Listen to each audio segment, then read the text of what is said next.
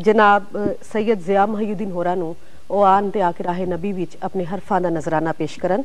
सैयद ज़िया महिउद्दीन। सरवरे कायनात दी बारगाह विच नजराना अकीदत पेश करना। ओ ते तर गईयां सरकार तेरे दर्जों आईयां ने। वाह वाह। ओ ते तर गईयां सरकार तेरे दर्जों आईयां ने। क्यों आई ना मेरी वार चिट्ठियां मैं भी पाइयां ने। वाह वाह वाह वाह।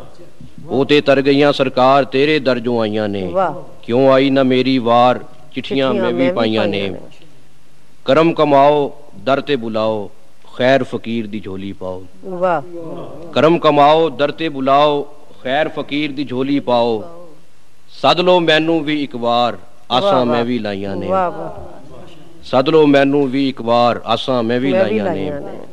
आका तेरा शहर निराला अरशे मुअल्ला तू भी आला। वाह। आका तेरा शहर निराला अरशे मुअल्ला तू भी आला। तेरी निस्बत ने सरकार दित्तियां ए वडियाइयां ने।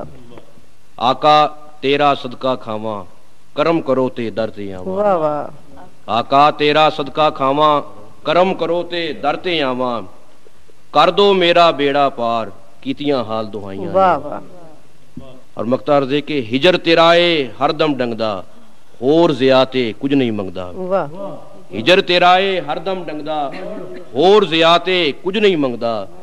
दे दो हुन अपना दीदार अखियां क्यों तरसाइयां ने। हिजर होर ज़िया ते कुछ नहीं मंगदा। दे दो हुन अपना दीदार अखियां क्यों तरसाइयां ने। ओ ते तर गईयां सरकार तेरे दर्जों आईयां ने। क्यों आई ना मेरी वार चिट्ठियां मैं भी पाइयां ने। वाह सुभान अल्लाह जी। ए सन सैयद ज़िया महिउद्दीन।